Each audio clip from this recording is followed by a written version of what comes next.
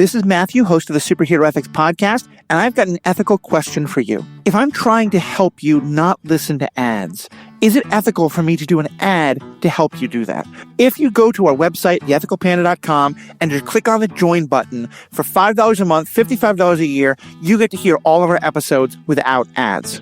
Was I ethical in doing this? Let me know.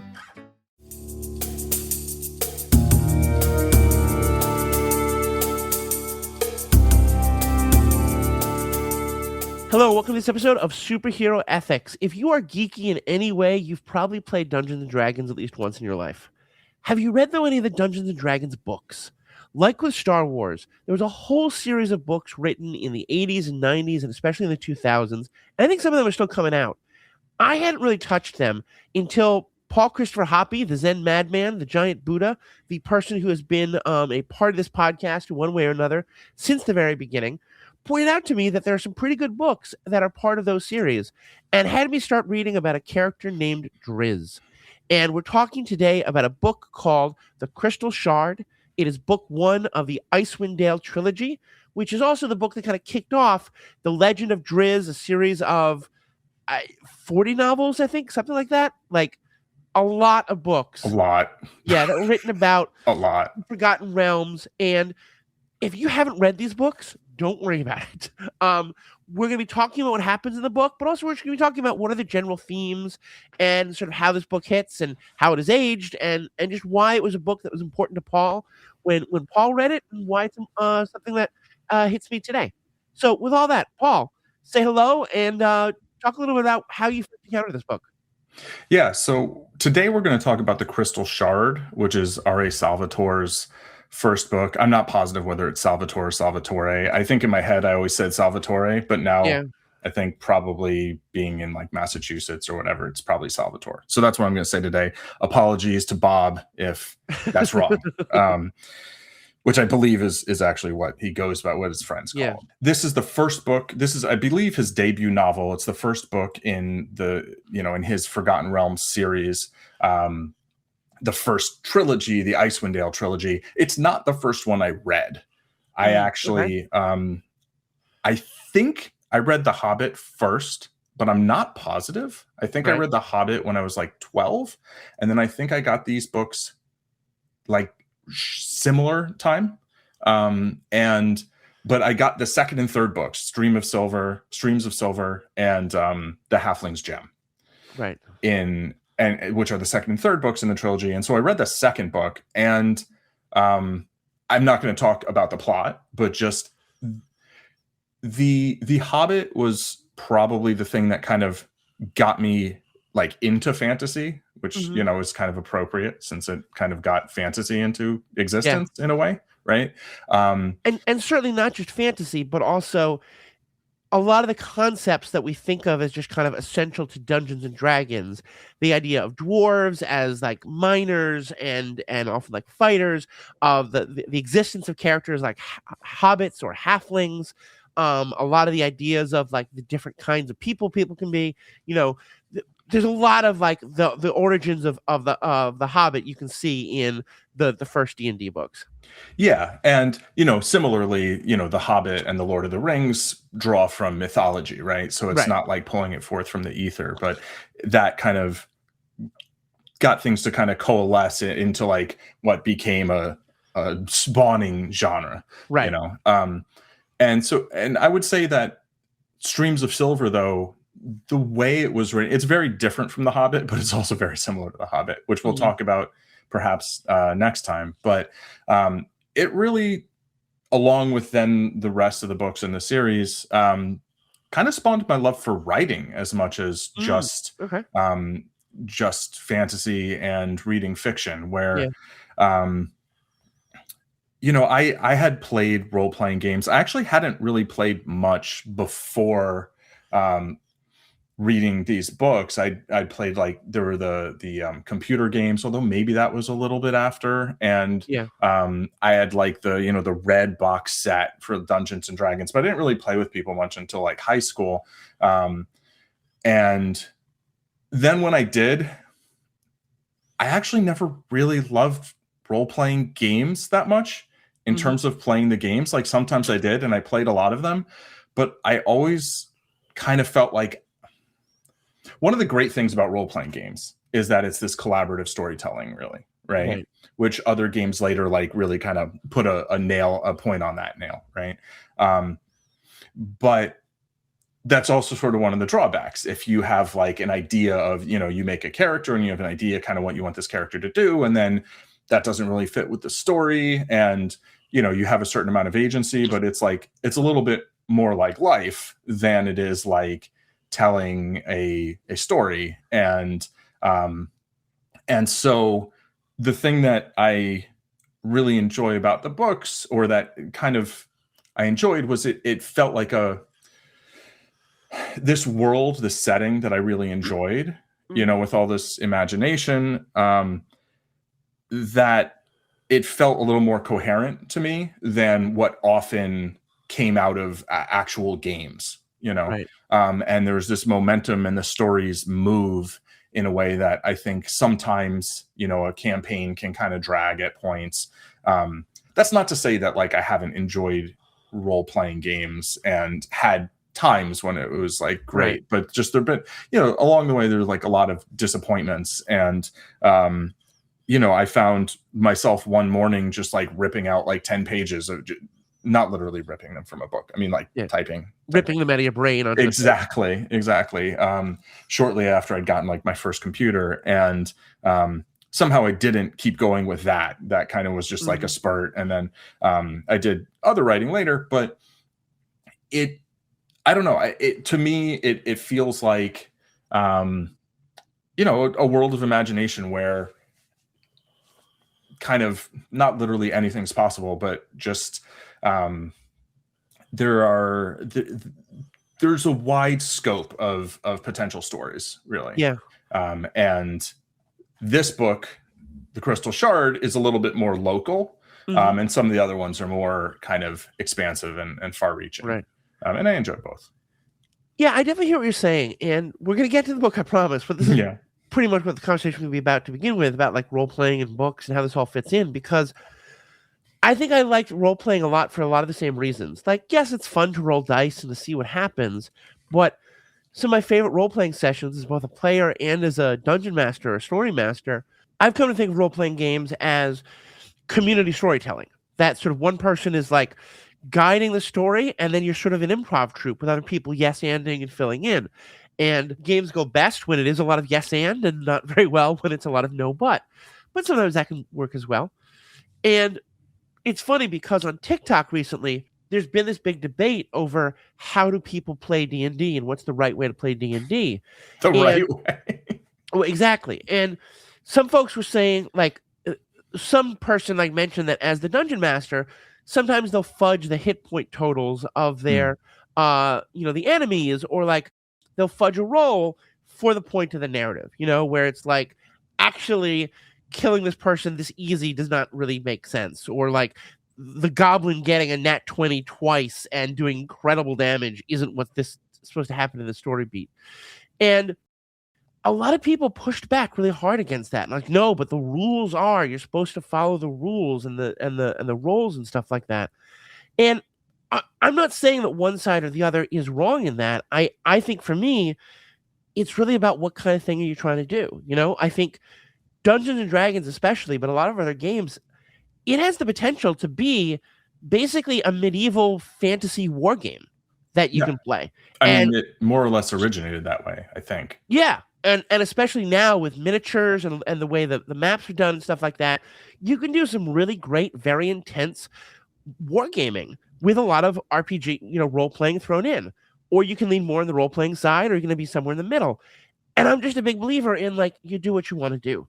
And you tell the kind of story that you want to tell with that group. And a lot of people now talk about the session 0 session being really important. We just get everyone on the same page. And like, what are you trying to do? What do we want to have? Do we want to have all of us backstabbing against each other? Or do we want to all be one happy, shiny party or something like that? If you want the backstabbing, Vampire the Masquerade is right down the road. It's great for it. If you want one happy, shiny party, Vampire the Masquerade, not the one to do. That was the main game Paul and I played quite a lot when we were in high school. So that's why I'm bringing that one up. But yeah, and So I think part of why I resisted these books for a while, I'd seen them, was it always felt to me like, well, the whole point is for me to create my own place in the world. Why would I want to read what someone else has done? And then what I started realizing more and more is that I like that I think a lot of the problems I had with role-playing games were that it's imagination. And if what you're imagining and what I'm imagining are fundamentally different, that's hard for us to role-play in the same way. And a game like Vampire or some of the other games that are set in modern day, it's easy to be like, okay, well, we both know what the streets of New York are like. And so we can kind of imagine if it's a little darker, a little grittier. What's your vision of a medieval town? And what's my vision of a medieval town? If they don't match up, like, we're going to have some problems. And as I was reading this book, I think part of what got me reading this book, honestly, was you haven't played the video game Baldur's Gate, have you? No, I mean the very old one. I played the like early AD&D games, but kind of up to and then not including Baldur's Gate. But I've like seen some gameplay, but no, I haven't like played it. Yeah, I mean years and years ago when we were kids, like Pool of Radiance and all that. Yeah. That was a whole series. Baldur's Gate 3 is the one that not recently. It's probably like 2 or 3 years old now, but it really kind of changed the game in terms of like narrative storytelling, and it's just. It's kind of fun because like now I'm about to start a D&D campaign, and if I just say like we're in this area that's near Waterdeep, people know what that is, and people have an idea of like how these things fit together. And yeah, so I think it was with that spirit that I was happy to approach the book, and I was pretty happily surprised with the nature of the storytelling, the nature of the characters. Some parts I think that and just where the story winds up taking us. Yeah, there's a lot there. I fully agree that like there's no like this is the right way to game, right? Right. Like the thing about role-playing games and really any kind of group gaming is I do feel like everybody has to be on the same page to an extent, you know? Yeah. And when it comes to kind of fudging dice rolls and this or that or whatever, you know, I don't have any like really inherent issue with that. But I do think it can go along with something I always had a huge issue with. And these were the games that I was just like, I don't want to play in this game. Which is like DM or like storyteller railroading. Yes. Basically 100%. Like this is going to be the story. This is what has to happen. No, you know, if it's like, well, this character wasn't supposed to die here and it's like an NPC or whatever. And it's like, well, or like you have to do this, or like, you know, there's something that the storyteller, whatever, like is like, this is what's going to happen. And then the players like come up with some brilliant idea to like prevent it from happening. And then like, no, but it has to happen. It's like, no, like you have to recognize that like genius has occurred. You know what I mean? Like that. And sometimes, I mean, I've experienced the opposite of railroading where there was like, I was in this one thing, I think it was Earth Dawn, but it was like, there was all these riddles and we like were trapped in a place and just had to solve the riddle. Yeah. And so literally there's like 6 of us sitting in around a room trying to solve a riddle for like just hours on end. And it was kind of boring.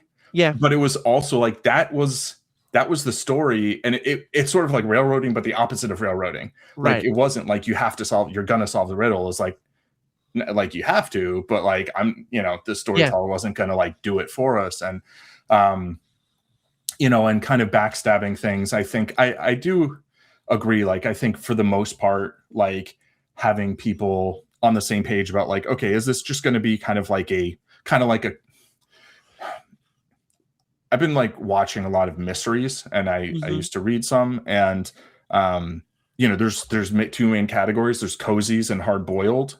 Yeah. You know, and I think it's important to know, like, is this a cozy? You know, is it like everybody's like kind of I mean, it's not exactly the same as the mysteries, but like, you know, is everybody on the same team and it's about, you know, the party going and like doing something and like probably succeeding at it and probably surviving and whatever? Or is it more of a backstabby, like, is this an HBO show or is it a USA show? You know? Yeah, exactly. Kind of. One thing we often will cover in that session 0 is like, hey, what are things we just don't want to deal with, you know? Yeah. And like I have one player who just like animals being killed is just not a thing they want to have. Or like another session, I was in a game shortly after my mother had died, and I was like, could we not have a character who's motivated by like the death of their mother? You know, right? Yeah. And they're like, yeah, that's Yeah. And we're like, can we not have like slavery be a huge factor in a setting or something like that? Yeah, exactly. Can you like tell us that these people are terrible without doing, this thing or that thing? Yeah.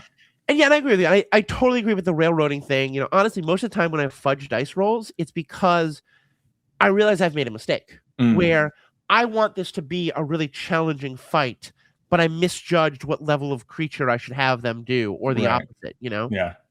Because you're right. There has to be that balance. And as you said, like for some groups, being stuck there for 6 hours, not knowing the puzzle is great. Yeah, you have to know your audience, basically. Yeah. And for others, like, I can easily also see a sign where like one of them's like, all right, it's been half an hour. Can I roll to find traps again? Right. And because they know there's a trap, but they can't find it. Yeah. And they roll and it's one or two off, and you're just like, you found the trap, Right. Like, yeah. move this along. So yeah. Anyway, so with all that said, let's talk about this book, The Crystal Shard. And first, let's say I'm not surprised when you talked about this book sort of starting your love of writing, because it is, and I'm using language I think that's often used in negative, and I don't mean it that way. It's not my style of writing, but I think it's very good for what it of that. It's incredibly purple prose. Like, no one swings an axe. They swing an axe with the strength of a mighty bull that slices through. Like, and it's just everything is incredibly evocative in this way. And I'm kind of curious, like, to what extent was that part of? I feel like this book does a very good job of painting these very emotional, illustrative ideas of what's happening in every moment. Was that kind of part of what got you into that idea of the writing? No, and I don't think I agree with your assessment all that much. Okay. I do think purple prose is very appropriate because the main character's eyes are lavender, and like when it comes to describing specifically, general physical features, like there's a high degree of description, I would say. I should say primarily for the combat specifically is when I was noticing these things happen. Yeah, I actually think that the combat. So I will say that I think you're right in terms of that was a big thing in terms of I found that the combat was very well described. I wouldn't really call it purple prose, but that's fair. But it's not flat, It's to me, purple prose implies kind of an overindulgence, in mostly adverbs, sometimes adjectives. Whereas I think a lot of description of combat and violence is fairly lackluster, and I feel like Salvatore does a great job of it, and it is entertaining to me in a way that that I think captured my imagination and makes me feel like I can see what's happening. Like, and that's the big thing to me, is I feel like I can see in my mind, like, where people are, where, how they're situated, what the terrain is like. Yet he does it in a way that I feel doesn't decelerate the pace. Now, if you're less interested in combat, perhaps it feels like it drags. I don't know. But so I'd say that you're right, that is one of the things that I really appreciated about these books and in this book, but that I wouldn't necessarily sign on for your exact description. But I will say, like, this is his first novel, so it's it's not it's not at the peak of his powers, kind of, Yeah. And I think, especially the way you were defining purple prose as kind of overindulgence, I think by definition, people's bar of what that is going to be different, and that for me it definitely I think it felt that way, but I can understand why it did not. It's not Hemingway. No. It's not that. The very terseness. And I think that one of the things that I really did like, and this is true also of it reminded me a lot of the D&D movie that came out just a couple of years ago with Chris Pine, want to say Chris Pratt. It's like, no, different No. Chris. And in that, it's a good reminder that the rules language that Dungeons and Dragons and other role-playing games have is for the players. It is not for the characters. Yes. And, so if what you're looking for is someone to say, well, I can heal you now, but then I'm out of spell slots for the rest of the day, like, that's not what's going to happen. Right. No one is, like, you get a good sense of, like, this person is a fighter. One person is specifically a barbarian, which at various points has been both a race and a class in D&D. In this first book, there's no one who's really a magic user among our group of heroes. But there's one person who definitely has more of the skills of a rogue. One person is described as a ranger, but not really in terms of like the class in D&D. And certainly no one's ever talking about like, armor class or hit points or any of this kind of stuff. And I really like that. I really like that it's reminding you that the game is meant to simulate these kinds of stories, but that this isn't a story about, exactly like the one-to-one relationship between the rules and the story itself. Yeah, exactly. Having watched a lot of baseball recently, I'm forced to come up with the comparison of when there's like a hard hit ball that like bounces off someone's glove, and whether it's a hit or an error, that's like a thing that's written down in a box score. It's like a description of what happened. It's like an evaluation. But then the thing that happened is the thing that happened. Right. Like it doesn't actually matter whether it's a hit or an error. The ball did a certain thing and you call it what you do, Right. And in, there's the game mechanics, but the game mechanics are there. I mean, it can be as just like a game, like a power game or whatever kind of. The mechanics can be the point if that's kind of what you want, but also they're there to facilitate telling a story and to kind of determine like, well, what happens if two players or two characters are in conflict in a given situation. Right. And, Drizzt is a ranger by class, right? Yeah. But like, that's not like, oh, that's your character class, right? Nobody says that. It's just, that's who he is. That's what he does. That's, and all of the characters who are like fighters are like, they're just characters who know how to fight and don't have the skills of the other classes, and like a mage is somebody who goes and learns to do magic. And that's why they're a mage basically. Right. And so, yeah, I totally agree. And that was always one of my pet peeves, playing when characters in dialogue would be discussing game mechanics. And I was like, and even worse, like in live action, oh, this person has one more point of status. It's like, what are you talking about? Yeah. Yeah, exactly. Like, and it, how you draw those lines gets different for everyone, but I think just in the world itself, having it be like this, makes so much more sense. Now, let's talk about the character of Drizzt, because I don't know if this was the original intent. My understanding is that these books all being labeled later, The Legend of Drizzt, as I said, it happened later, but he's certainly the main character of this book and of the series. And I know he's someone who you've often mentioned as kind of one of your favorite literary characters, a character you really identify with. Tell us who Drizzt is, and then tell us more about why he means so much to you. Right. So Drizzt Do'Urden, there's a T at the end. It's not just like, okay, that's funny because I listened to it as a book on tape, and that reader was not pronouncing the T. Oh yeah, I guess it's kind of hard. And like I don't know if they do it so much here, but in later books they have people mispronouncing his name and like, what's a Drizzt? They don't know it. And but yeah, I'll give the character bio. And I thought about like books on tape, and I was like, oh, I don't think I could listen to these. Like books that like I really already have a connection with and ideas of. It's like listening to them is like, it's weird, And that also might, just to back over, that also might be why some of the prose felt more purple to me, because it was so for sure. Sometimes I can skip over that a bit, or just the person reading it, became like, and then he slashed with his axe in a fire that drove his, like that. Yeah. I mean, I won't go on a lengthy tangent here. Yeah. But the spoken language occurs at a slower pace than the written language for most people. I mean, some readers, it's not going to be true. Right. But like, a lot of people can read 200, 300, 400 words a minute.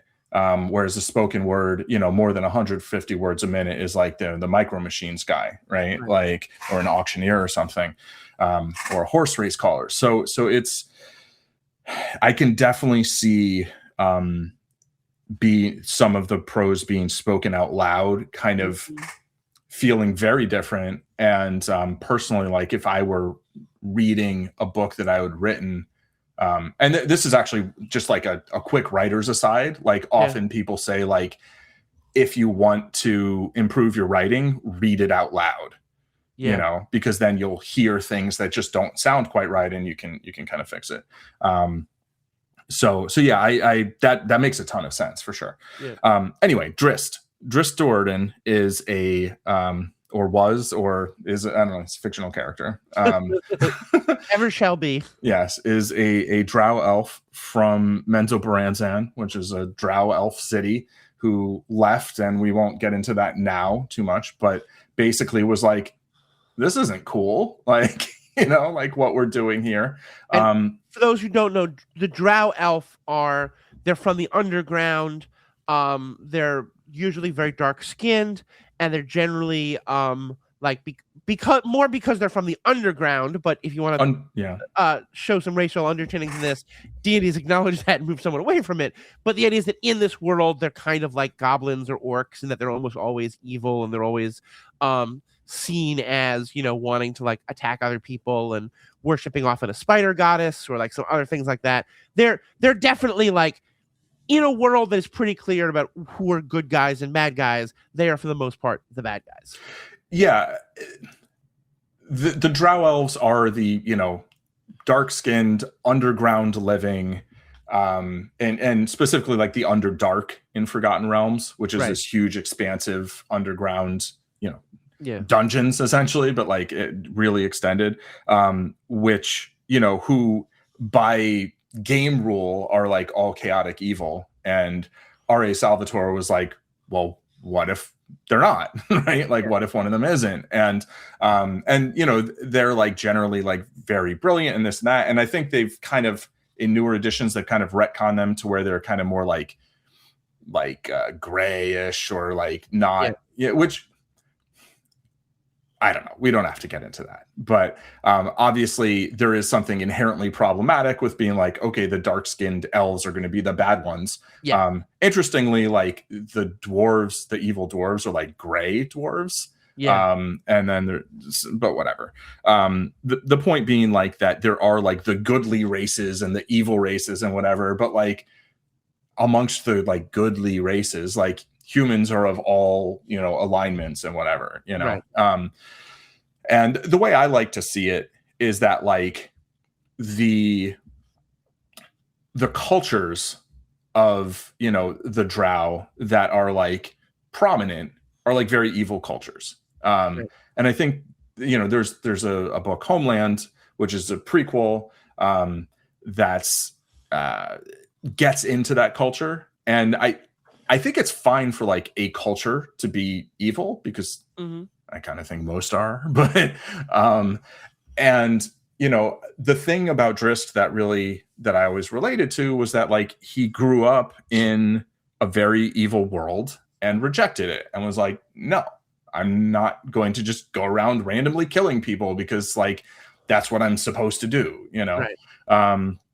and also his best friend's a cat. He's got a panther that's like in this figurine and whatever, blah, blah, blah. Guinevere, not Guinevere. Like, sounds like something else. And, basically he chose to, exile himself and leave the place he grew up and try to find a culture that kind of, well, he didn't actually start off like trying to. Okay, I'm not going to tell his whole backstory, but the point is, he became a ranger, and loves living in the wilderness, and then has like this small group of very close friends, right? And and a lot of that is because racism, and in the Forgotten Realms, it's more understandable in a way because like the Drow elf culture is like, it puts America to shame. Like, it's like it's a fantasy chaotic evil culture, which would be interesting to discuss at some point. But it throughout the books, I think we see that like the human cultures aren't great, you know. And in this book, in the Crystal Shard, there's the 10 towns, and they're all, primarily human towns. And, then there's the barbarians, who class or race or whatever. It's another group of humans who also seem to not like really have a great culture, right? Like, it's, it's very chauvinistic. It's all about fighting and raiding and whatever. But also you can kind of see where it came from, because, they're surviving in this brutal wilderness. And then the dwarves are kind of put forth as kind of being the maybe, the good culture with like the good king and whatever. Were there any female dwarves? No. I don't remember any female dwarves. We're not going to spend too much time going into it, because I think there's nothing about this book that is particularly bad for its time. It's just a book of its time, and so it is. That's not even what I meant. I meant no. I know. Just tangenting off of it. Like, sure. There's like one or two female characters who exist mostly to be love interests or to be rescued, and it's probably going to change, I think, more in the later books. Yeah. But yeah, no, there are no female dwarves, and there's not really many. Many female humans, and there's a beautiful girl who the dwarf has adopted and is now kind of a love interest for the barbarian king. Right. And so originally the books were conceived as like Wolfgar was going to be the main character, just like kind of Conan the Barbarian type character. Yeah. And Wolfgar is he's a barbarian, but on a raid. Most of his band was killed. He was like a young teenager. And so basically a dwarf adopted him and kind of civilized him and taught him like, how to be better and stuff like that. And made him a Mjolnir, basically. And Aegis Fang, the super badass hammer that comes back to his hand. Exactly. And then he, his adopted sister, kind of they're the love interest, which is its own thing. But yeah, so like he was gonna be the main character, apparently. But I think writing the book, just like Salvatore just realized like Drizzt is the interesting one. Yeah. It's like he was supposed to be this, kind of interesting sidekick. And I was like, no, that's the more interesting character, and he's got these like, I don't know, journal entries / monologues between each part, right? There's usually like 3 or 4 parts to each book. And this was actually the main reason I thought it would be interesting to talk about, is because like clearly he's a character who, had kind of an ethos that wasn't external. Right. Like he had an idea of like what he thought was like a reasonable way to act. Saw that around him, nobody was doing that, and was like, well, whatever, I'm still going to do that in the best way that I can. Ultimately, pretty much had to leave his homeland in order to continue doing that and not become dead. And then found a bunch of other cultures that like also that wasn't the easiest. And that's how he kind of ends up on the edges of civilization, living somewhere where there's like a few people who really accept him as who he is, and then a lot of people who are very suspicious of him. But he basically is constantly pondering kind of like, what's the best way to go about this? Like what's going on in terms of like, what people want, and like kind of like just like basically he's having his own little mini superhero ethics episode before each part of of each book. And it's interesting, I think if there's any kind of overall theme that I'm finding, especially in this book, but I think it's going to be true for a lot of the others, it's really about the individual over the group, and it's interesting. I actually made a comment to Paul as we were talking, as I was reading this, of like, okay, the many times you and I have argued over how much does it matter that like a person is part of, a group versus like them as the individual. I should have just read this book. And I couldn't say, Paul, you should just have had me read this book, because you have been recommending that I read it for more than 20 years. I might have mentioned it a few times. Once or twice. And it's interesting that in some ways the Wulfgar story and the Drizzt story are both kind of parallel. And there's problematic natures in both. In the Wulfgar story is the, barbarian, the wild person, uncivilized, is raised by the more civilized community and then turns out to be a lot better and goes back and rules the barbarian community. Yeah. There's a lot of stuff you can see in there, but I think it's more a product of its time than it is like anything specific as Salvatore is trying to say. But in both, it's about what happens when an individual is not like the group.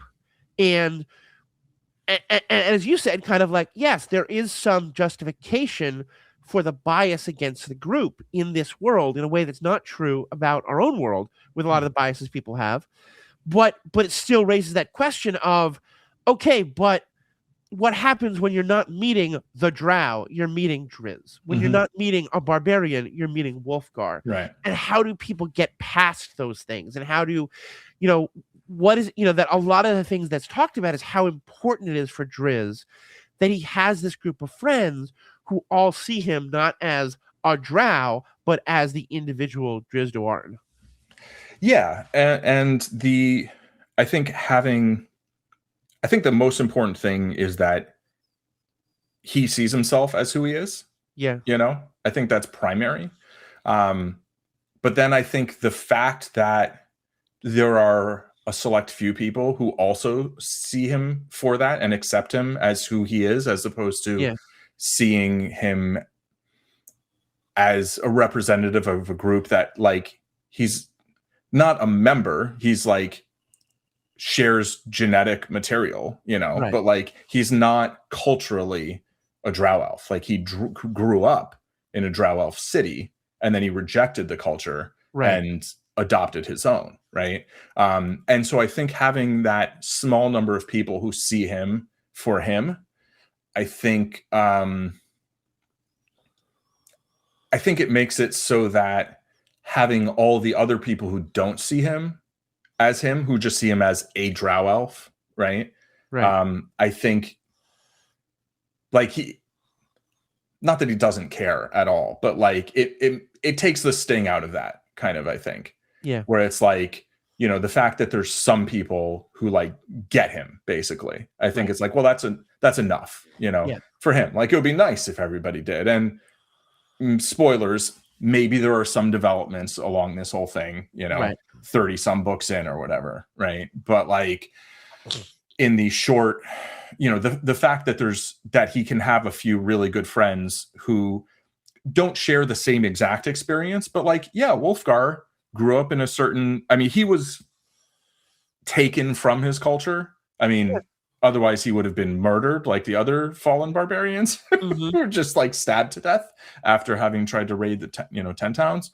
But he, he then grew up in this dwarf home, and he's not a dwarf, right? But he's not culturally a barbarian the same way anymore. He's and ultimately he chooses what he wants to do, and he says, okay, I am going to go back, I'm going to take some of what I learned, but I'm also going to take kind of, he ultimately makes his own decision, right? Nobody else tells him, oh, you should go do this, go back to the barbarians or whatever. He decides what he's going to do. And so I think that having, the kind of story of like growing up somewhere that isn't necessarily the best, and then having agency in, being able to decide, okay, I'm going to be who I want to be. Yeah. And then having some friends who see that and are like, cool, we like who you want to be. Yeah. Let's talk for a bit about the villain of this story. And there's a couple, and there's a lot of the villain is prejudice, and a lot of the villain is, because in these part of the story is that there's 10 towns in Icewind Dale. It's all up in the frozen north. And then also there's the barbarians and the dwarves. And the dwarves. Yeah. And that there's external threats. And at first it's that can all the 10 towns and the dwarves unite against the barbarians? And then later it's can they and the barbarians unite against the larger threat? And the larger threat is this wizard named Akar Kessel. And I think I'm getting the first name right. It's definitely Kessel. Yeah. And he has come across this thing called a crystal shard. And there's a whole other thing we can get into with that, but it's basically this like element of power created by demons and having all sorts of like evil thing. It's kind of the One Ring, you know, it's that kind of like whoever shall possess it has a lot of power. And can I say what it is? Sure. Yeah, Crunchinaban is a sounds like a Cinnabon. Yeah, very much so. But I think it was created by liches, actually. Okay, a bunch of undead mages that then it ended up consuming them, I think, and then it's very much, you're right. It's like the One Ring, but it's this evil artifact, but it's a sentient. I would say it's the primary villain. Yeah. Of and then there's also a demon who's after it, who's another villain, and right. It's this artifact of great evil that is sentient. And Akar Kessel is, you could say, the primary antagonist. Yeah, that's right. And he's a stooge for the crystal shard. Like, he basically, some other wizards were like, hey, stab your wizard mentor, and then they stabbed him and left him to die or whatever. And then maybe they didn't stab him, but like they just left him to die, and then he found the crystal shard, and then he becomes a great and powerful Oz. Wait, no. Well, and that's kind of my point. That's why, to me, he's a really interesting villain, is because he's kind of just a nobody. That's part of the point. Is he's the wizarding community is presented as kind of like not great people to begin with. Awful. But that they have these very strict rules of apprenticeship and stuff like that. And apparently that there's one wizard who's kind of getting in the way of the other wizards. They don't like him very much. And they basically just straight up manipulate his apprentice and tell his apprentice, like, if you kill your mentor, we will make you, we'll let you sit at the cool kids table. Yeah. Like, it's 100% like this kind of bullying of, we're going to take the fact that you're weak and mild-mannered, but that you don't have a heart of gold, because it's not that every person who gets bullied turns out to be the nicest person in the world. Many do. And bullying does not make people bad, but sometimes bullying leaves you in a position where if you have the chance to be the bully, you're going to take it. And he gets that chance. He kills his mentor, and then immediately they leave him. They abandon him. And as you said, he finds the crystal shard, and it's now 100%. Okay, now I have the power. Now I'm going to get all of the things I can do. And it's, he's definitely evil McEvil Pants. He, finds like the local women to bring to him and unites all these groups. And I just thought it was a very interesting perspective of a villain, that it's not that he's been power mad all of his life. It's that he kind of just wanted to fit in. And when he got rejected, he was like, well, fine, I'll just, I will build the table, and I'll force everyone to come to my table if they won't let me sit at their table. Right, exactly. Yeah. Yeah. I mean, I was going to say he's kind of a loser, which isn't necessarily not true, but like, I think you were more spot on with, like, he's kind of a nobody. He's just like a nothing, he's this not very good apprentice wizard, who's like probably not going to make it as a wizard. And, so he does get manipulated very easily / bullied, and then he stumbles onto power. And to me, it's not the like power corrupts story per se. It's more the like, I would say it's more power reveals, where it's like, that's, he didn't have any kind of like clear idea of like what he thought was right or a good thing to do or whatever. He just was kind of doing, right? Like, and he was kind of just going along because maybe what else was he going to do? And then he all of a sudden gets a lot of power, and he's like, oh, okay, well, I'm going to use it for, basically, whatever I can think of that I enjoy. And he's not some great strategist militarily. And I think there's things where like the shard is like frustrated with kind of how dope he is, how dopey, right? And like he's not really following the plan as well as it should be, and then Heir 2, the demon like shows up, and like he wants the crystal shard, but this other guy's got it, and he's like, I gotta just kind of like hang out here until he screws it up, and then I'll get it. And it's a very interesting perspective in that regard. And I think the power reveals is really the best statement, because it's the like, it's not that the biggest, strongest people at school are always going to be bullies. Sometimes they're going to be wonderful people.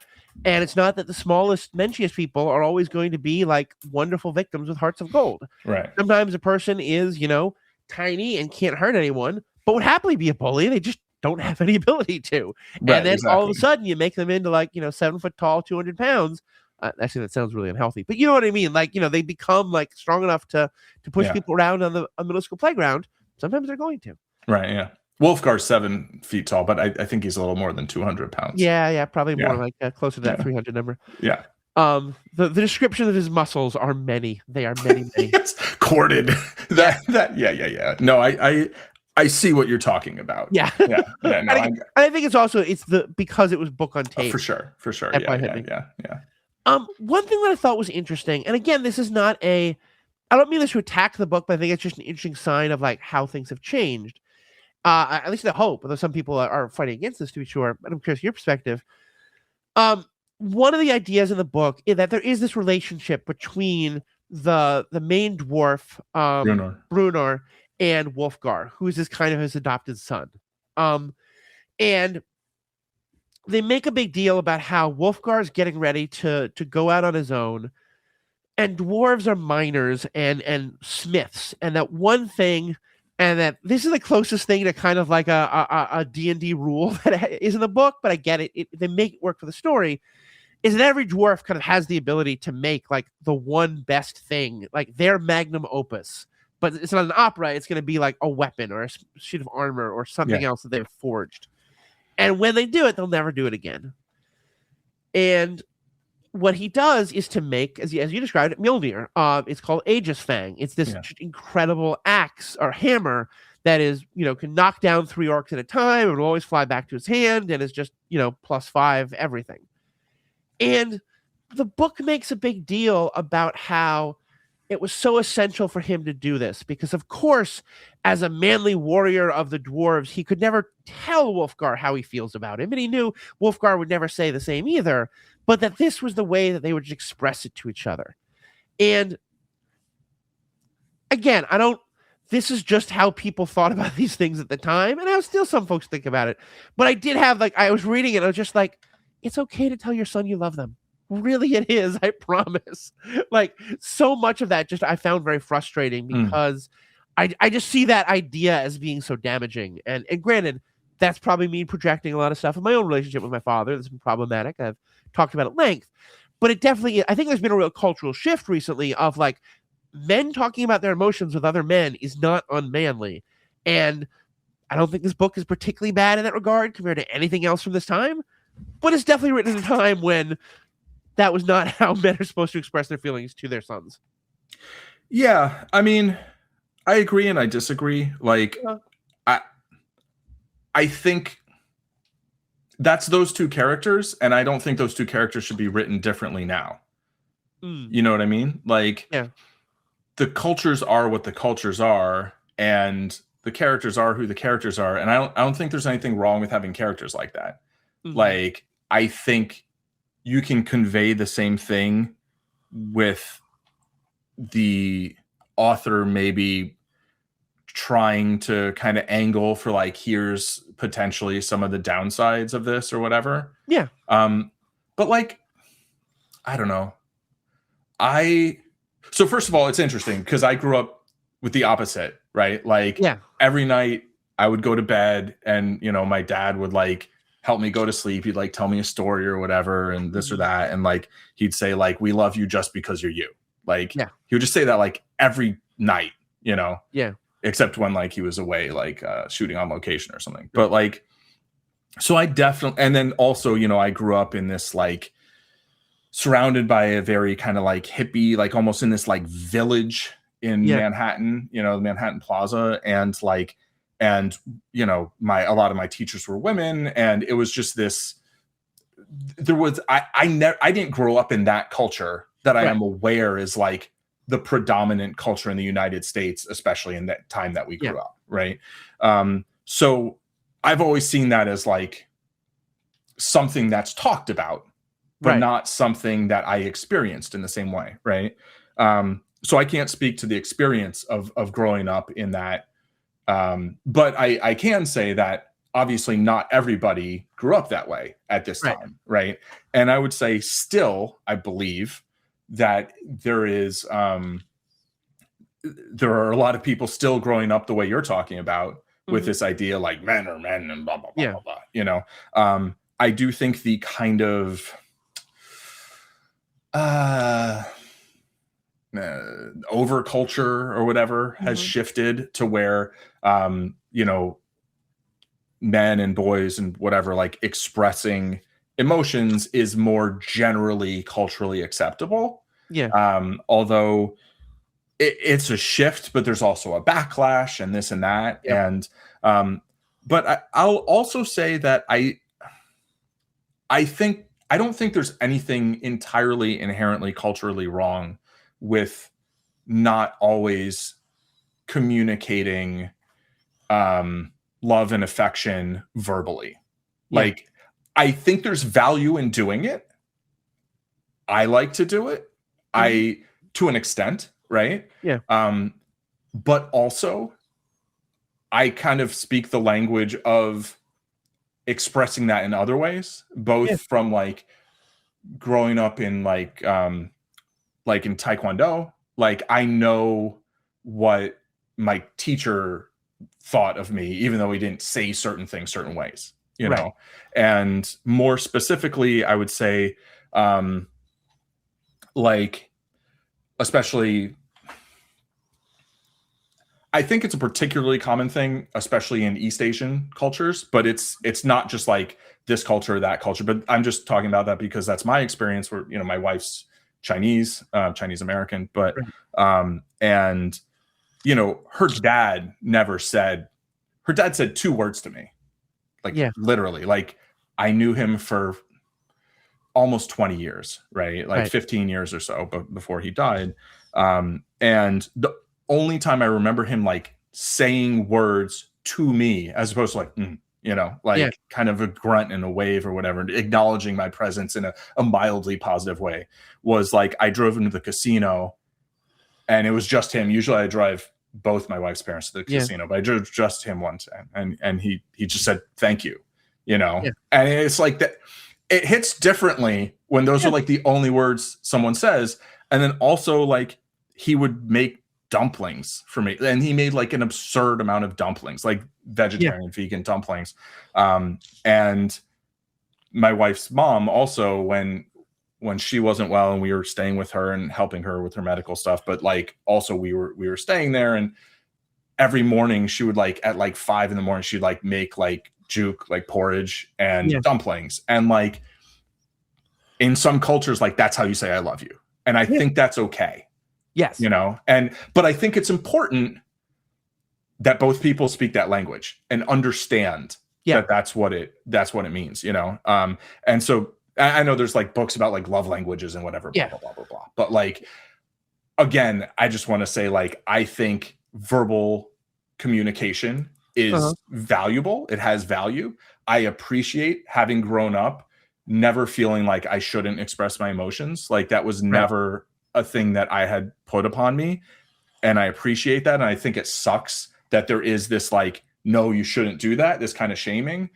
But also, I think the ability to communicate non-verbally has a lot of value. And I think recognizing that that's kind of the way some cultures are more apt to do things is also important.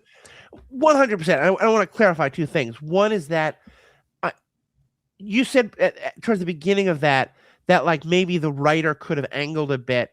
And I think that's what I'm talking about. I think you were right. Yeah. It would change these characters if they did do that. Like, like, and I have nothing wrong with characters who have that perspective, and also totally agree that there are, you know, these things are emphasized more or less in different cultures. I'm also autistic, and so like it is harder for my brain to believe nonverbal things. Sure. And I get that, and that's not true of everyone. To me, it was, and I wish I had screenshotted it so I could have the exact words in front of me, but the way it was written wasn't I think in part because the Drizzt stuff is first person, but everyone else is third person. That it really felt like it wasn't the author saying, from Bruner's perspective, here's how it all was. But it was the author saying, isn't Bruner a great example of malehood? Because of course he shouldn't say this, but here's how he does it. And I agree that if you have the ability to do only one great thing and you do it for this person who is supposed to be your enemy, but you've adopted and made your son, that is an incredible statement of love. That, I don't need you to like attach a card saying I love you to it by any means. For me, it was more just that it felt to me like the author was saying, okay. Not even like the author was saying like soy boy is just some nonsense like that. Just that the author was saying, like most people believed at that time, like, sure. Well, yeah, because guys aren't supposed to like say how they feel, but here's how they do it instead. Yeah, fair. Yeah, and again, I think this might be another spot where reading and listening might be a different experience. Yeah. Just in terms of when I'm reading it, I'm hearing it in my voice, and so I can sometimes put my own spin on something, whereas when you're listening, you're hearing it in the reader's voice, and they might be putting their own spin on it, and it's certainly harder for you to kind of, but yeah, also I have reread this, when was it? It was about 2 years ago when it was very snowing here. It felt like the perfect time. And then this year when it started to snow, I started again and I was like, I got a lot of stuff to do. Yeah, that's fair. But I'll probably reread Streams of Silver before we go over that one if we do. Yeah. Last thing I want to talk about, because we're just about an hour already, and I don't want this to go on for too long, but is the halfling character, Regis, who in many ways was my favorite in book 1. And in book 2, I'm like, you're going places I don't think I'm okay with, but we'll see where that goes. He has a gem. He has a pendant that basically is some kind of magical item of convincing. And basically, like, he's able to enchant people to think what he wants them to think, to listen to him and be convinced by him. And in the second book, he starts doing some real shady stuff with it. We'll get to that. But in this book, more than anything, he's the person who understands that the people need to unite together and need to all like put aside their petty differences, although some of the differences are pretty significant. But still, it's like, you're fighting over fishing boats when someone's coming to burn all your towns. Yeah. And so he uses this magical ability to get people to do what I think we as the readers are clearly feeling like is the right thing. But of course, towards the end of the book, they start to figure out that he's doing this and he starts to lose some credibility. What's kind of your take on his story? I think you can go back and listen to our episode on the end of Supergirl season 1, I believe. Yeah. And it's pretty much. How do you feel about brainwashing people to make them do the right thing? Exactly. I don't remember whether he also does some things to kind of get like some extra. I think he does kind of get some cushy whatever stuff going on somewhere along the way, right? He is a rogue, and in D&D, there's always been this sort of like, thieving is kind of okay if you're part of a guild, Right. As long as you're part of a guild, well, we'll circle back to that. And I mean, I'm fine with convincing people. Like, to me, it depends on like what. Okay, if it's like you're gonna use mind control to convince something that you think is in someone's best interest, right, but like that's kind of a subjective thing. I'm like not maybe if they're selling some sort of death sticks or whatever. I'll co-sign that one. I don't care. Like that one doesn't bother me that much. I mean, it is an interesting example, especially when we have the whole Siths are the only one who deal in absolutes and wait a minute. But I mean, like, oh, you shouldn't wear purple. Like, what? Or like, this or that. Like, there's plenty of things that I would deeply object to. But when it comes to like convincing people to like not sit around and bicker and instead to like not sit around and bicker and get murdered and have everybody else around them get murdered, like, that it seems okay. It's one of those like, it's always for me, it's just going to be, okay, well, what are the positives and the negatives, right? Like, okay, overriding someone's agency. that default to bad. I would default to like not a fan, but it's like, if it's not just to get them to like, if somebody's about to walk off a cliff by accident and you're just like, turn around, I'm fine with that. And this is like that mostly. if you went around like mind controlling like individual people to get them to fight to defend the towns instead of when they wanted to run away or something, I'd be like, oh no, Yeah, that's not cool. That's not cool. And I think what I like most about the book, and clearly I think the books are going to further explore the ethical questions around the gem used by the halfling, because the third book is called The Halfling's Gem. It might come up again. It might come up again. But I think what I like most about how it's handled in this book is that it's the ethics of it aren't even really discussed as much as the consequences. Right. Because one of the things that happens is he gets caught. Right.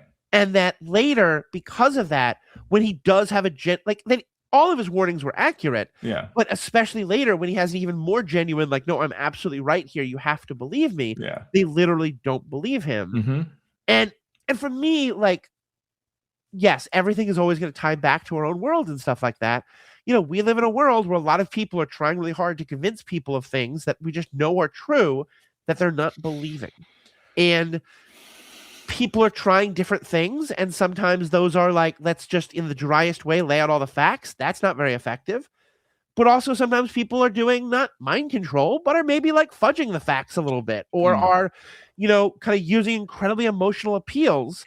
And we're seeing some of like, okay, well, what happens when you do that too much, you know? And I'm really interested to see where that goes, because I think there's very good conversations to be had about when you need to convince people of something and they're not believing it, or their ignorance is going to not only harm them, but harm you and harm everyone. What is and isn't okay, both ethically and strategically, about how to convince them. And those are two related but separate questions. Yeah, I agree. I think the strategic question is at least as interesting. It's maybe just as consequential or more consequential. But like, that whole, you know, there was a time a few years ago when some big thing happened and somebody put out this fact or told me, you know, some number, and in order to talk about how horrible something someone had done, right? Yeah.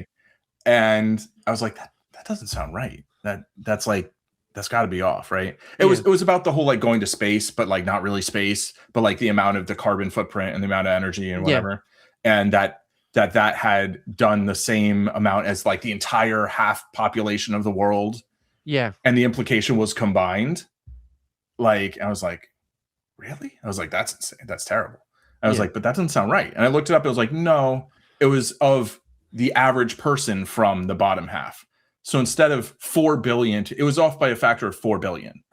That's a really significant number. And when I confronted them, I was like, you know, this actually, like, it's bad still, but it's like, you're off by a factor of 4 billion. And they're like, oh yeah, well, I'm not going to correct myself when it comes to criticisms of people that I think are like this bad. And I'm like, but I can't trust anything you say anymore. Like, you understand? Like, your entire credibility is just shot because, number one, you were wrong.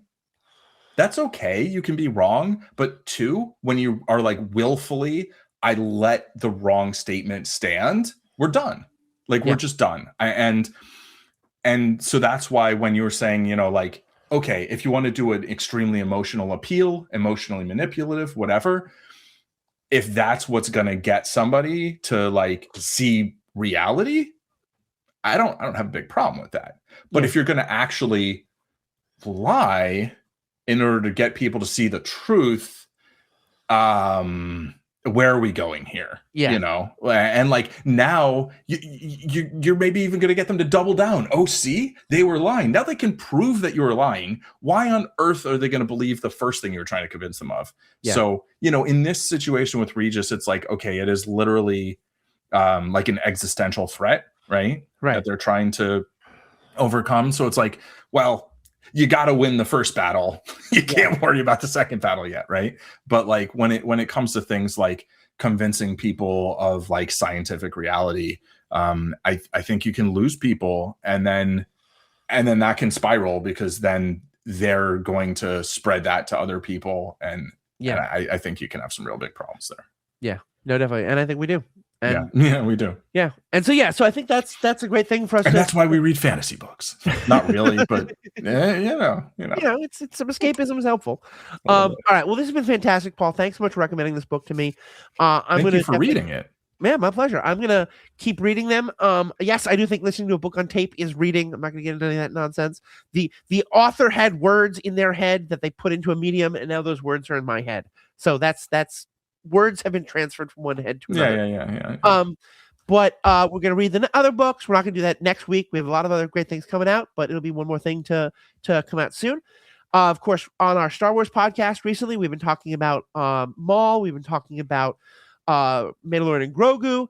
I'm not sure when this episode is going to come out, but either shortly before or after this episode, we will have things on the new He-Man movie, as well as the mining the nostalgia of late Gen X, early millennials for content, and probably something about the boys and some other great stuff. So please check all that out.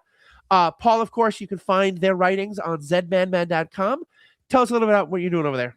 Yeah, so I've got a poker newsletter called Friday Night is My Monday Morning. You can sign up and have it in your inbox every Friday, or you can just go to my website and read it.